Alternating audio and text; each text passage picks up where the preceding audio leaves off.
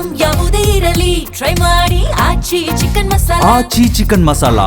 ವೃದ್ಧೆ ಬಳಿ 24 ಕೋಟಿ ಪೀಕಿದ digital arrest ಪ್ರಕರಣಕ್ಕೆ ಸಂಬಂಧಪಟ್ಟ ಹಾಗೆ ಬೃಹತ್ ಸೈಬರ್ ಗ್ಯಾಂಗ್ನ ಒಂದೊಂದೇ ರಹಸ್ಯ ಈಗ ಎಳೆಯಾಗಿ ಬಯಲಾಗ್ತಾ ಇದೆ.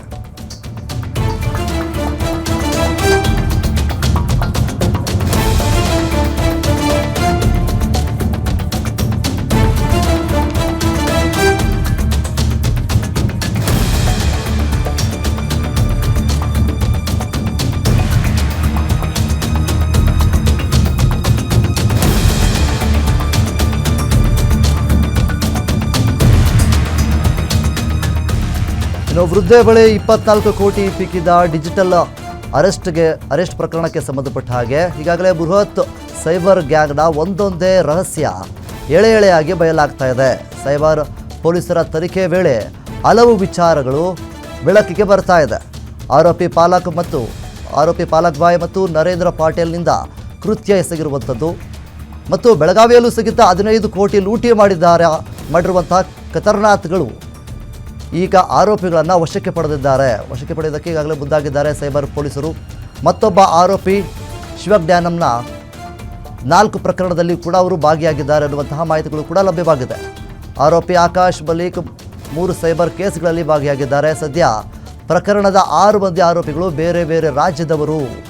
ಇದರ ಕಿಂಗ್ ಪಿನ್ ಯಾರು ಎಂದು ಪತ್ತೆ ಹಚ್ಚುವುದಕ್ಕೆ ಪೊಲೀಸರು ಪ್ರಯತ್ನವನ್ನು ಪಡ್ತಾ ಇದ್ದಾರೆ. ವೃದ್ಧೆಯಿಂದ ಈಗಾಗಲೇ 20ಕ್ಕೂ ಹೆಚ್ಚು ಅಕೌಂಟ್ಗಳಿಗೆ ವರ್ಗಾವಣೆ ಮಾಡಿದ್ದಾರೆ. ವೃದ್ಧೆಯಿಂದ ಏನು ಹಣವನ್ನು ಪೀಕಿದ್ರು, ಸಾಕಷ್ಟು 22-24 ಕೋಟಿಯನ್ನು ಹಣವನ್ನು ಏನು ಪೀಕಿದ್ದಾರೆ, ಇವರು 20ಕ್ಕಿಂತ ಹೆಚ್ಚು ಖಾತೆಗಳಿಗೆ 20ಕ್ಕಿಂತ ಹೆಚ್ಚು ಬ್ಯಾಂಕ್ಗಳಿಗೆ ಅಕೌಂಟ್ಗಳಿಗೆ ಆ ಒಂದು ಹಣವನ್ನು ವರ್ಗಾವಣೆ ಮಾಡಿದ್ದಾರೆ.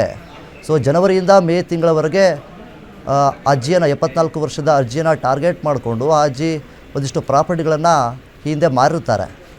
ಆ ಪ್ರಾಪರ್ಟಿ ಬಂದಂತಹ ದುಡ್ಡನ್ನು ಇವರು ತಿಳಿದುಕೊಂಡು ಅದನ್ನು ಹೇಗಾದರೂ ಮಾಡಿ ಹೊಡಿಬೇಕು ಅಂಥೇಳಿ ಸಂಚನ್ನು ಹಾಕಿ ಮಾಸ್ಟರ್ ಪ್ಲ್ಯಾನನ್ನು ಮಾಡಿ ವೃದ್ಧೆಗೆ ಕರೆ ಮಾಡಿ ನಾವು ಬ್ಯಾಂಕ್ನವರು ಅನ್ನುವಂತಹ ನಿಟ್ಟಿನಲ್ಲಿ ಒಂದಿಷ್ಟು ಬೆದರಿಕೆಗಳನ್ನು ಹಾಕಿ ನಿಮ್ಮ ಹಣ ಈ ಥರ ಹೋಗುತ್ತೆ ಅನ್ನುವಂತಹ ನಿಟ್ಟಿನಲ್ಲಿ ಏನೋ ಒಂದಿಷ್ಟು ಬೆದರಿಕೆಗಳನ್ನು ಹಾಕಿದ್ದಾರೆ. ಅದಾದ ನಂತರ ಅವರು ಹೇಳಿದಂತಹ ರೀತಿಯಲ್ಲಿ ವೃದ್ಧೆ ಕೇಳಿದ್ದಾರೆ.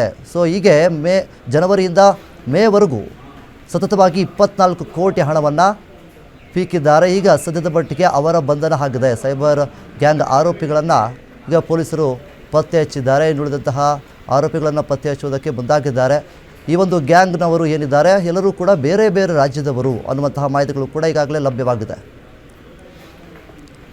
ಇನ್ನು ಅಕೌಂಟ್ಗಳಿಗೆ ಏನು 20ಕ್ಕೂ ಹೆಚ್ಚು ಅಕೌಂಟ್ಗಳಿಗೆ ಹಣವನ್ನು ವರ್ಗಾವಣೆ ಮಾಡಿದ್ದಾರೆ ಮತ್ತು ವೃದ್ಧೆಗೆ ಈಗಾಗಲೇ 1.46 ಕೋಟಿ ರಿಕವರಿಯನ್ನು ಮಾಡಿದ್ದಾರೆ. ಬೆಂಗಳೂರು ಸೈಬರ್ ಪೊಲೀಸರು ರಿಕವರಿ ಮಾಡಿಕೊಂಡು ಆ ಒಂದು ವೃದ್ಧೆಗೆ ಆ ಒಂದು ಹಣವನ್ನು ನೀಡಿದ್ದಾರೆ.